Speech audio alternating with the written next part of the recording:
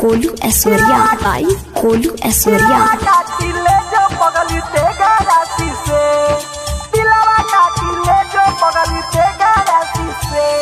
हमके छोड़ी शादी पहले ते खालासी से, हमके छोड़ी शादी पहले ते खालासी से, दिलवा काटी ले जो पगली ते गारासी से, दिलवा काटी ले जो पगली ते गारासी से।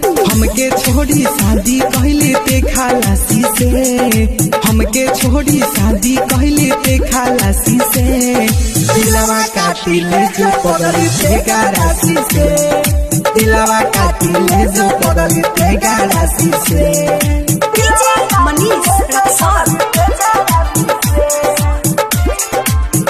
एक यार म्यूजिक बैसखवा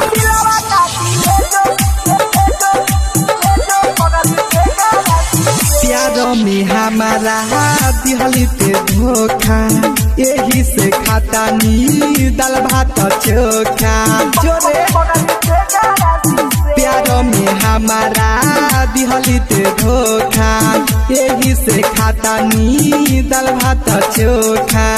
हमरे में कहवन कमी ते पइली, दूसरा के घरवा जाके बसाइली, दूसरा के घरवा जाके बसैली।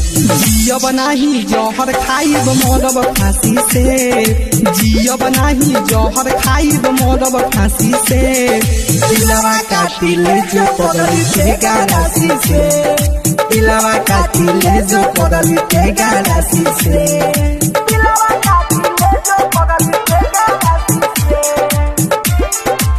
मिक्स बाई कोलू ऐश्वर्या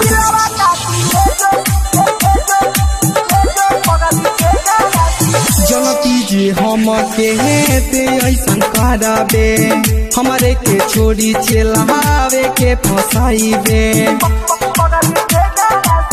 जनती जी ऐसन ते कर जाइबे, हमारे के छोड़ी चलावे के फसाइबे। जानी जे मीरा जा कैसन बीती, हम गईनी हादी के त गईली सजीती, हम गईनी हादी के त गईली सजीती।